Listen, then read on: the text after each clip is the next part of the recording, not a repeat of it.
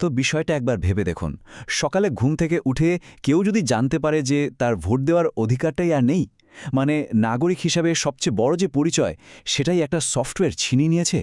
অবিশ্বাস্য লাগছে, তাই না? কিন্তু পশ্চিমবঙ্গের লক্ষ লক্ষ মানুষের কাছে এটাই এখন এক কঠিন সত্যি। চলুন একটা ঘটনার দিকে চোখ ফেরানো যাক। তারিখটা ২ এপ্রিল ২০২৬। জায়গাটা হলো পশ্চিমবঙ্গের মালদা জেলার ১২ নম্বর জাতীয় সড়ক। সেখানে কি হচ্ছে? রাস্তা জুড়ে বাঁশের ব্যারিকেড, পোড়া টায়ার আর কয়েকশো মানুষের ভিড়। আর ওই ভিড়ের কাছেই একটা সরকারি অফিসে ৭ জন বিচার বিভাগীয় কর্মকর্তাকে পণ্যবন্দী করে রাখা হয়েছে। ভাবুন একবার, টানা ৯ ঘণ্টা। কিন্তু কারাই কাজটা করছে? কোনো দাগী অপরাধী না, এরা হলেন সাধারণ শিক্ষক, কৃষক, দোকানদার, মানে আমাদের মতনই সাধারণ মানুষ, যাদের নাম হঠাৎ করেই ভোটার তালিকা থেকে উধাও হয়ে গেছে। তো প্রশ্নটা হলো কেন? কেন সাধারণ মানুষ এমন একটা চরম পদক্ষেপ নিতে বাধ্য হলো? এর উত্তরটা লুকিয়ে আছে একটা সরকারি কর্মসূচির মধ্যে, যেটা নিয়েই আজ আমাদের পুরো আলোচনা। আর এই কর্মসূচিটা কিন্তু আক্ষরিক অর্থেই গোটা রাজ্যকে নাড়িয়ে দিয়েছে। প্রথমেই দেখা যাক পশ্চিমবঙ্গের এই সংকট আর এর পেছনের আসল সংখ্যাগুলো। এই যে এত বড় একটা অস্থিরতা, এর সংখ্যাগুলো কিন্তু রীতিমতো চমকে দেওয়ার মতো। আর এই সব কিছু শুরু একটা বিশেষ প্রক্রিয়া দিয়ে, যার নাম স্পেশাল ইন্টেন্সিভ রিভিশন বা সংক্ষেপে SIR। এখন এই স্পেশাল ইন্টেন্সিভ রিভিশন বা SIR জিনিসটা কি? দেখুন, খাতায় কলমে এটা ছিল ভোটার তালিকা আপডেট করার একটা সাধারণ প্রক্রিয়া। নভেম্বর ২০২৫-এ এটা শুরু হয় আর চূড়ান্ত তালিকা বেরোয় ফেব্রুয়ারি ২০২৬-এ। কিন্তু এর যে ফলাফলটা সামনে এলো সেটা ছিল অভাবনীয়। এই একটা প্রক্রিয়ার কারণে রাজ্যের মোট ১,২১,০০,০০০ মানুষ সরাসরি প্রভাবিত হলেন। সংখ্যাটা এতটাই বড় যে রাজ্যের প্রতি ৬ জন ভোটারের মধ্যে একজন। ভাবা যায়, কোনো পরিবারে যদি ৬ জন ভোটার থাকেন, তাহলে পরিসংখ্যান অনুযায়ী তাদের মধ্যে একজনের নাগরিক অধিকার নিয়েই প্রশ্ন উঠে যেতে পারে। এই বিপুল সংখ্যার মধ্যে ৬১ লক্ষ মানুষের নাম তো ভোটার তালিকা থেকে সোজাসুজি মুছেই দেওয়া হয়েছে। এটা রাজ্যের মোট ভোটারের প্রায় ৮%-এরও বেশি। কিন্তু গল্পটা এখানেই শেষ নয়, কারণ আরও ৬০ লক্ষ ভোটারকে একটা নতুন ক্যাটেগরিতে ফেলা হয়েছে, সাসপেক্টেড বা সন্দেহজনক। মানে কি? মানে এদের নাম তালিকা থেকে বাদও পড়েনি, আবার তালিকায় আছে বলেও নিশ্চিত করা হয়নি। সোজা কথায়, এদের নাগরিক অধিকারকে মাঝপথে ঝুলিয়ে রাখা হয়েছে। এবার আসা যাক মূল প্রশ্নে, সিদ্ধান্তটা নিচ্ছে কে? এই কোটি কোটি মানুষের ভাগ্য নির্ধারণের পেছনের প্রযুক্তি আর কৌশলটা ঠিক কি? প্রশ্ন উঠতেই পারে, এই যে এত বড় একটা সিদ্ধান্ত, এটা কারা নিচ্ছিল? কোনো বড় সরকারি কর্মকর্তা? না, আসল সিদ্ধান্তটা নিচ্ছিল একটা সফটওয়্যার অ্যালগোরিদম। হ্যাঁ, ঠিকই শুনছেন। লক্ষ লক্ষ মানুষের ভাগ্য নির্ধারণের দায়িত্ব দেওয়া হয়েছিল এমন একটা সফটওয়্যারকে, যেটা ঠিকমতো পরীক্ষাই করা হয়নি। একটা আনটেস্টেড সফটওয়্যার। আর এটা কোনো বানানো কথা নয়।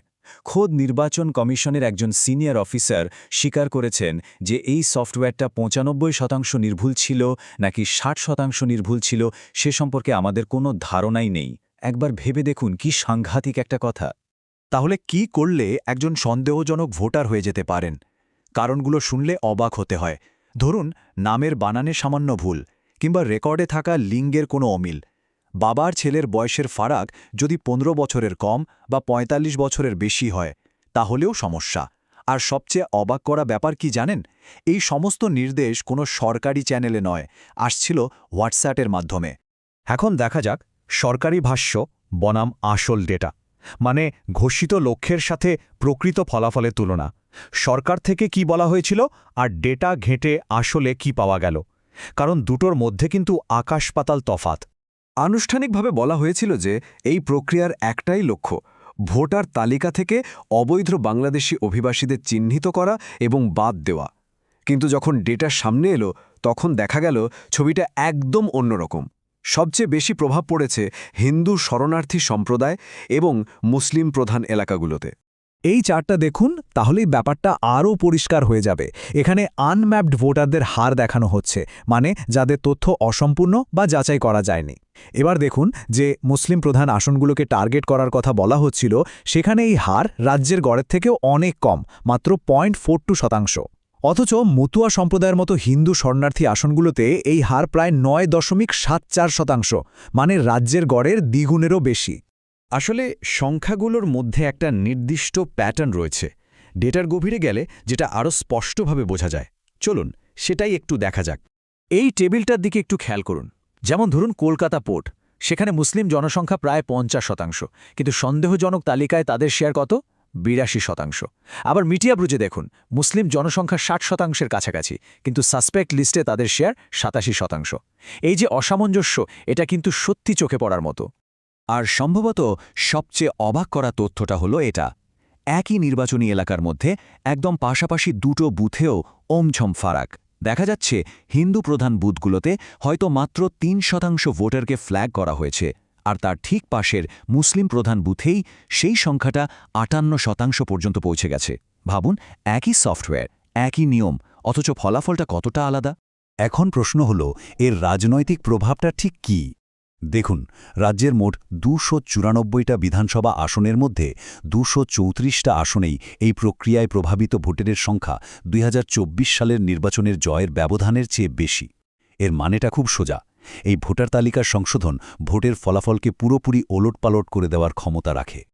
তো ডেটা আর পরিসংখ্যান তো অনেক হলো, এবার দেখা যাক এরপর কি, এর মানবিক দিকটা কি এবং সামনে এগোনোর পথটাই বাকি, কারণ এই সংখ্যার পেছনে তো আসল মানুষজন রয়েছেন। আর এটা ভাবার কোনো কারণ নেই যে শুধু সাধারণ মানুষই এর শিকার। তালিকায় কাদের নাম আছে জানেন? একজন কার্গিল যুদ্ধের বীর সেনা, হাইকোর্টের একজন অবসরপ্রাপ্ত বিচারপতি, একজন বিশ্বকাপ জয়ী ক্রিকেটার, এমনকি রাজ্যের প্রথম মহিলা মুখ্য সচিবেরও নাম আছে। শুধু তাই নয়, যে বুথ লেভেল অফিসাররা এই সমীক্ষা চালাচ্ছিলেন তাদের নামও সন্দেহজনক তালিকায় উঠে এসেছে। মানে এই সমস্যাটা কাউকেই ছাড়েনি। তাহলে এখন করণীয় কি? প্রথম কাজ হল নির্বাচন কমিশনের ওয়েবসাইটে গিয়ে ভোটার তালিকায় নিজের নামটা চেক করে নেওয়া। যদি দেখা যায় নাম নেই, তাহলে ইসিআই পোর্টালে গিয়ে অনলাইনে আপিল করা যাবে। তাছাড়াও স্থানীয় ডিএম, এসডিও বা এসডিএম অফিসে গিয়ে অফলাইনেও আপিল করা যায়। এরপর একটা ট্রাইব্যুনাল শুনানির জন্য অপেক্ষা করতে হবে, যেখানে পুরো বিষয়টা পর্যালোচনা করা হবে। সব শেষে একটা খুব বড় প্রশ্ন কিন্তু থেকেই যাচ্ছে। যদি একটা পরীক্ষায় না করা অ্যালগরিদম শুধুমাত্র কয়েকটা হোয়াটসঅ্যাপ মেসেজের ভিত্তিতে লক্ষ লক্ষ মানুষের ভোট দেওয়ার অধিকার কেড়ে নিতে পারে, তাহলে আমাদের গণতন্ত্র কি সত্যিই নিরাপদ? প্রশ্নটা আমাদের সবার ভাবার জন্য।